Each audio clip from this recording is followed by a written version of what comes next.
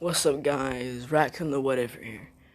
And I'm not gonna rant a lot, but I am going to mention one thing. In the last part, I had a comment asking me to have Deku give, Deku's wife to be, Miracle, give birth to Carnage. Now, I don't plan on doing that. I already had like another thing planned for the overhaul arc, so I do not plan on giving Deku a son that has Carnage. So I'm gonna get straight back into it. So, as I left off, Deku was on a raid mode. He was losing his mind. As well as Mirako and Izumi both grabbing onto Deku trying to calm him down. Now, of course, this wasn't working, and as Deku put his hands up in the blade form and brought them down as hard as he can, and just as they were about to hit, he snapped back, and they were so close to their head, like it just scratched them a bit. Like, we're small enough for like a small amount of blood to drip out. But that was it. Now, as Deku did this, his body just debuffed. It went straight back down to its normal size before he saw Inko. And he passed out. Now, furthermore, we move on to a couple weeks go by as Deku hasn't woken up yet. Now, Izumi and Mirako are worried for Deku. And Mirako is extremely worried because this has never happened before. He's never changed or anything like that has ever happened to him. Now, we're gonna cut over to Deku's inside his mind as he sees Venom. Now, this Venom is not him. Well, this Venom is not Deku. This Venom is Venom himself, his actual real body form. So, Deku has been talking to Venom over this past few weeks, and to Deku it feels like a while, like a lot longer than like a couple weeks. For him it feels like years go by. Not years, like months on end go by. I'll go back over to this picture. Now, Izumi and Mirako have always been by Deku's side, as they've noticed some slight changes on Deku's body. He's grown a tad bit taller, like a couple inches taller. So now he's like 6'8". His body has expanded more. His muscles have grown even more dense. And they see that whenever his body goes to move, and if you ever go to touch him, almost like autonomous ultra instinct, his body will grab your hand as like it's in a self-defense mode right now. Because that's like a side power I'm giving Venom. Like whenever he's sleeping or he gets gravely injured, his body goes into a self-defense mode. So, when Deku finally wakes up, he sees Mirako and Izumi as they both tackle Deku. Well, not tackle Deku, but jump on him. Mirako is sitting right on Deku's lap. Izumi's just holding his hand as they both say, "You idiot, we were both so worried." Like that. And as Deku's just looking at them, he says, "Sorry. Didn't mean to worry y'all." Now, Deku stands up as he finally realizes that his clothes feel tighter around him. Because he's been being changed, and he didn't wake up in the UA hospital, he woke up in his room in his cave. Now give me a minute. Sorry for the short pause, but as he woke up in his room, he sees like nothing's really changed other than the fact that Mirako and Izumi have trained a lot more. As he asked if they want to spar as soon as he woke up for like a warm-up for him. As they both agree to this, and it's a 1v2 situation. Now, Deku's body has grown 20 times stronger than it originally was because of this transformation. He kind of got a Zenkai boost from it. Now, if you don't know what a Zenkai boost is, it's something the Saiyans have. And what it does is if they get close to death or they almost die, but they recover, they get a really large power boost. Now, Deku hasn't realized this yet, so he doesn't plan on holding back as much, but he's just not going to use the venom form. The venom form being this one, the normal one, and not the one where his actual body changes. So, Deku throws a punch towards Mirko, and this punch going straight through her guard and striking her right in the side. This knocking the wind out of her and breaking a couple ribs. As Deku realizes now that he's grown exponentially stronger, so now he intends to hold back because he literally just one-punched his fiance. Now, I'm pretty sure, I'm gonna make that. This is the video that Deku's finally going to propose to Mirko. Okay. Now I'm gonna do a whole wedding and everything like that before the sports festival and everything. So I'm gonna say, for plot, everyone in class 1A is everyone in UA other than Monoma and a couple other dickheads. Just gonna tell you that now. Actually, respect Deku quite a bit. They're friends with him, even Todoroki, as well as Bakugo. And just a heads up, I might make another series depending on whether or not I end this one. I might end it in 2 parts. I just don't know yet. But I plan on making another series.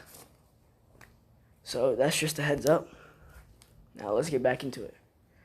So as Deku goes to fight Izumi, as he's already given but Mirko the slither of venom.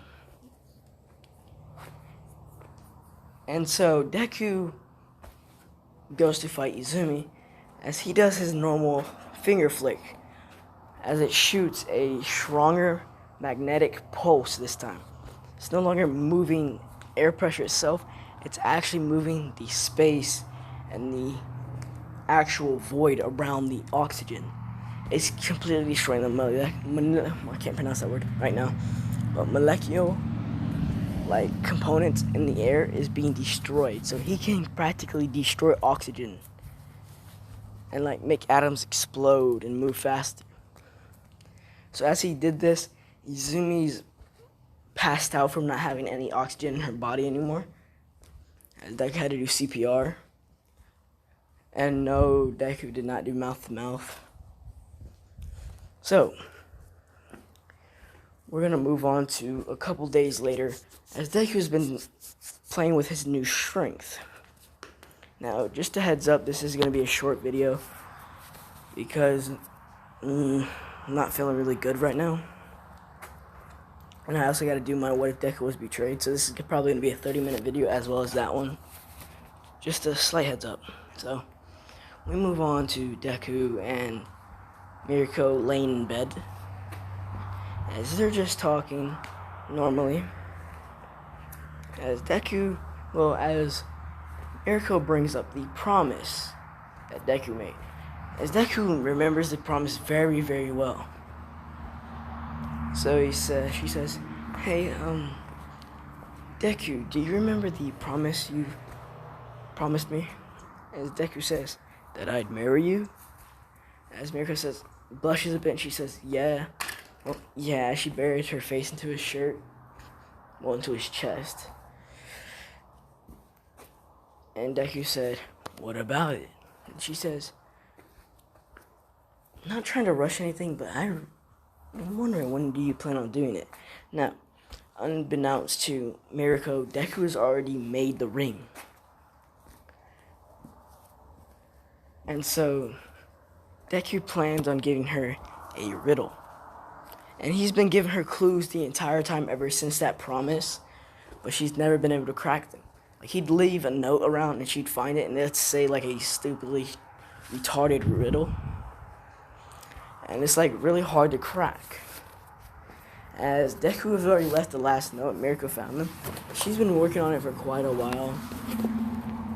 And so after they have this discussion, she goes and takes all these notes to Principal Nezu, my bad, I forgot his name for a second. And she asked him to crack these notes. And as he does, it shows a map written in numbers. And this map leads to the forest, the old forest that Deku and Miracle lived in. As Miracle asked Deku to come with her, as they went over to the old forest, and Deku says, "Why are we here?" And Deku already knows why, because that's the only reason why anybody would have to go to this forest. And Miracle says, I don't know, just to bring back old memories. As Deku said, "Old memories, Alright." Now the map is where, the ring is where they first met. Now, I'm gonna get a picture for the ring right now, so give me a minute. Yeah, so just a heads up, this is what the ring looks like right now. And so Deku made parts of it himself, but all the white parts, he took all the diamonds to a jeweler, because this is more advanced than he can do. So he took all of these to the jeweler, and the jeweler made it for him. Since Deku brought the materials, it was practically cheap for him, but the overall cost of the ring is like billions of dollars. Because like the purple crystals in there, or the one crystal I talked about that are like a blackish blue, that are extremely valuable. My bad. So as Mirako walks over to the middle of the place they met, where the mark on the map would be, and she's been looking at this, as Deku asked what it was, she never tell him. So when they finally get there, as Mirako picks up this tiny little box, as Deku gets down on one knee, as she opens the box and sees this ring, and she's confused a bit, and then she turns around and sees Deku down on one knee, and he says, "Oh, Mirako, you finally figured it out. In that case, Mirako, will you marry me?" Now, I would say her actual name, but I don't feel like looking it up right now. So, as he said this, Mirako cries as she says yes and kisses him. Now, Izumi has no recollection of this at all. She has no information on where those two went, other than the fact that that Mirako said that they were going out. So, we cut over to Izumi's side. Izumi's still in the cave. Now, as I've said before, this cave is nowhere near an actual, random cave. Give me a minute. Just put it on this picture. So, Deku is on his way back with Mirako, and instead of walking all the way there, Deku just jumps up, because how advanced and physically buff he is now because of the Zenkai boost. He is able to jump all the way back to the cave. So, but Deku has a small amount of shock absorption because of venom, so he absorbs the impact from him hitting the ground. And whenever Izumi hears them land, well, not land, but hears them for some reason, plot's sake, I guess, hears them, she comes out and talks with them. Now, she doesn't notice the ring on Mirako's finger, so she doesn't question it. As Deku and Mirako both go inside, I'm not gonna make this an 18+ part, but I will give y'all what they're doing, what they're planning on doing. So as Mirako and Deku both walk in, and they have a certain room for them only, and this being so far only Mirako and Deku have been able to move this boulder, because Mirako's been training with Deku for the longest time. So Mirako herself is practically stronger than All Might. So Deku walks in to the cave as he says good morning to Izumi. Izumi says, "Yeah, good morning, and where have you two been?" As Deku says, "Oh, just back to an old place, kind of where I grew up." As she says, "Oh, really? I'd like to see it sometime." Izumi says, "Yeah, I have to take you there then." But me and Mirko are going to have some alone time to talk about some things. Now, they move the boulder out the way. Izumi knows that she can't move this boulder. So whenever they put it back, Izumi will try to move it, but it won't work. So as they go into the room, as they both get undressed, and they do the deed. Okay? But I'm not going to go into detail about the deed. So Deku finally comes out. Well, they both come out as they're fully dressed again. As Izumi asks, "What y'all two talk about?" And Deku says, "Oh, nothing that important, but we kind of just had to talk about our relationship." And Izumi says, "Oh, really? Wait, don't tell me you guys are breaking up." As Izumi's like kind of, well, she's not mad about, she wouldn't be mad about them breaking up, but she wouldn't want them to break up because Mirko's practically the best thing that has happened to Deku ever since he was abandoned. So, she wouldn't want the Mirko to leave Deku over something else. So, as they said, "No, we're not, trust me, we're not breaking up." And so, as Deku, like the next day, as Deku gets up, as he's not training, but he's like taking his shirt off to get ready to train and changing into his other one, as Izumi walks around the corner and sees Deku's body. Yes, he's literally, as his physique is just like Saitama's. And Izumi does have that crush on her older brother. But this is not an Izumi x Deku ship, okay? Ain't happening. Ain't happening.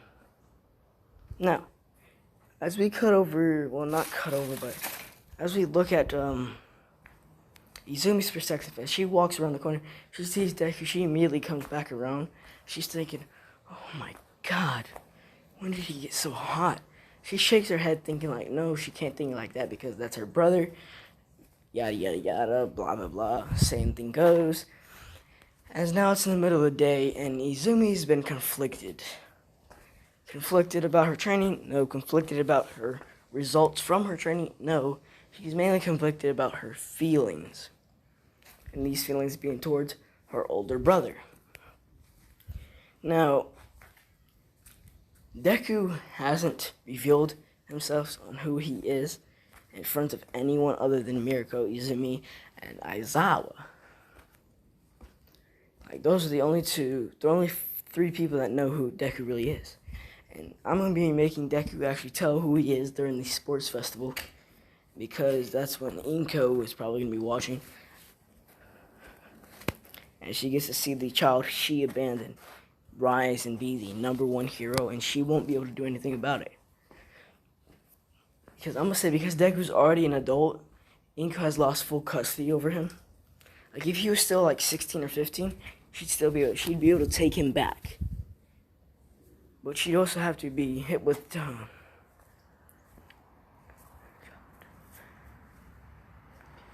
she'd get hit with CPS because of the abuse and the attempted murder on a child, because like abandoning a very like below the age of 10 child in a forest, that's just fucked up.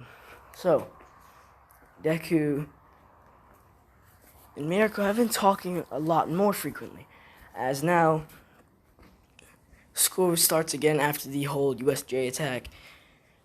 And as they started, Mirko walked in with all the these like stack of letters.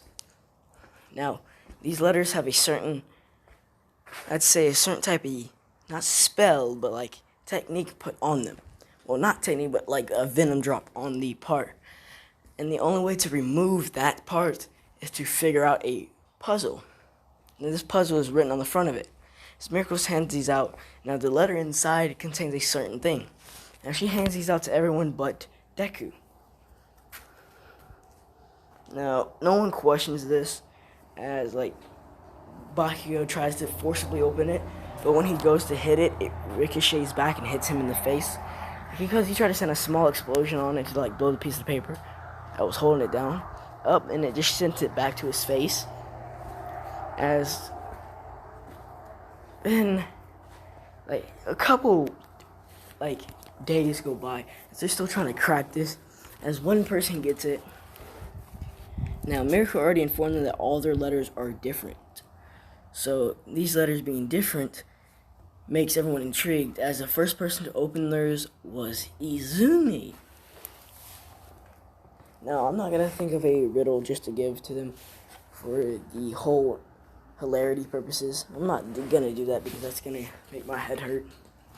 So, as Izumi opens it, as Mirko informed them to keep it private, as Mirko opened it, it talks about how this is a letter Mirko wrote to Izumi, as it talks about how Deku has been the best person in her life ever since they met in the forest like some odd years ago. As then she says, and because of him being the best person in the world, then you came. And now you're kind of like my little sister. As Izumi smiles a bit, and then she reads the rest of the letter saying that, oh, and just a heads up, I want you to be, is it best bride? Like, not best bride, there's like best man, best woman. I don't know. I'm not gonna go into that. So I'm gonna say like her best bride. No, best woman. Best woman. Let's put it that way, okay? Best woman. As Izumi's confused for a second, and then it clicks that they're getting married. As she screams out in happiness and runs up and hugs Mirko. As Mirko's like surprised about this because she wasn't expecting that kind of reaction. She was expecting her to be like happy and things like that. But she was not expecting to get tackled. Now, a couple more days go by as everyone was confused why Mirko jumped up. Not Mirko, but Izumi jumped up like that. Now, the next person to crack theirs was Aizawa. Because now Aizawa's read from Deku. It said written from Venom Deku. Let's just put it that way, Venom Deku. That's just like his first name and his last name that he goes by. So, well, just put Venom. Yeah, I'm gonna say written by Venom. It says, Mr. Aizawa, my best friend, practically one hell of a guy. It says, as you know, me and Mirko have already had a relationship. And as you've seen the ring on her finger before, that was a promise. And today I am fulfilling that promise. And as I'm informing you of this, I'm already preparing for this occasion. And he says, now, I would like to ask if you would like to be my best man. As it ends, and Aizawa does that like smirk as he looks at Mirko and says, fuck yeah. Like that, Mirko looks at him and laughs. And so does, and Class 1A looks at him and like they're confused, and then they laugh about it because they've never heard Aizawa talk like that. So Mirko calls Deku and says it's a yes. So Deku's hyped. He really is hyped. Now, so Deku, well, as they were all doing this, trying to prepare these things, we'll get these open. Deku has been preparing a wedding in the forest. Now, he's been doing this away from Mirko because he wants to surprise Mirko. As he's been carving, like, wood and everything like that, building cabins. Everything. Like, he's basically building a forest training camp. Almost like that, but a lot beautifuler. He's building, like, stairs, water park areas made out of wood and everything like that. He uses some rocks and things. He's practically building a whole theme park for a wedding. Well, not a wedding, his wedding. So, as these, a month goes by, as Deku hasn't finished building yet, and, only half of the students have cracked their code, and they're all, really hyped about this. Now, no one around them knows why they haven't cracked the code. I'm gonna say, majority of the girls have fully cracked them. All of the girls have cracked the code. It's mainly, the boys left. Bakugo has cracked it. Let's say just because. As Bakugo is being one of Deku's best man. Well, not Bakugo, Kirishima. Because, bro, Kirishima, that dude, bro. He's so underrated, bro. We ain't gonna get into that. So, as most of the girls are really happy for Mirko, as well as jealous, because, Deku's the strongest person in the world right now. Not right now, but no matter what, he's the strongest. So, my throat's really dry right now. So, Deku, well, another month goes by as there's 3 students left doing it. As everyone's wondering when this occasion will happen, the barrier says once everyone is done with their cards. As now this is around the time Deku's almost done building. Now give me a second, I'll show you a picture of what he's built. Now, this is exactly what Deku built. He built an indoor theme park. Now, Miracle hasn't seen it because Deku's building this close to the camp, but he's kind of used trees to block the path.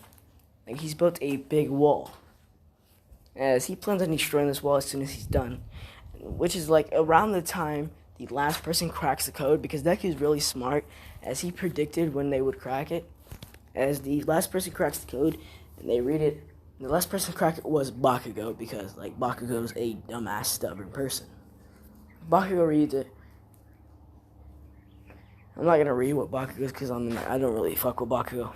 Well, I do, but not right now. Now, Deku has finally finished building, as Miracle gives Deku a call saying that they're all done, as Deku says, yes, I am too. Miracle's like, what do you mean you're done? Deku says, you'll know when you see it. As Deku says, go ahead and bring them over. As Miracle brings the entirety of Class 1A over. As during this time, Miracle has been showing her rings off to the girls. And Deku hasn't been to school these past months. And as Deku is already dressed up in his tuxedo, everything like that, getting ready. Well, not in his tuxedo because they don't plan on... Well, yeah, Miracle has already picked out her dress. Honestly, fuck it, I'll go ahead and see if I can find a picture of Miracle in a wedding dress. Yeah, so this is the best I could find of Miracle in a dress, so it'll have to work. Well, that is a PG-13 dress. There was a lot of other type dresses, but we're not going to talk about that. So, as Miracle's already in her dress, as well as Class 1A in their suits and ties and dresses, as Deku comes out and he looks like this. Now, of course, Deku, this is a villain Deku thing, but I don't see why they make Deku a villain whenever the suit looks perfectly fine. So, as Deku comes out and he talks to everyone, as he welcomes them, as he punches this wall, and as he punches it, it opens up a door. Now, this door is kind of big. As everyone walks in, they see this. Now, this goes from because they were elevated a bit. They're on the edge of a cliff. So as he broke the door and it showed the door and everything went downwards, it showed this. Now, everyone is awestruck. Now, I'm not really going to get into a whole wedding party thing. So, next part is going to be 18 plus because I have to do something with that. There's a reason why I'm going to make it an 18 plus part. Now, I'm sorry to leave y'all off on this, but I'm gotta record my What If Deku Was Betrayed. So, hope you guys enjoyed the video. Like, comment, subscribe, and hope you guys have a good rest of your day.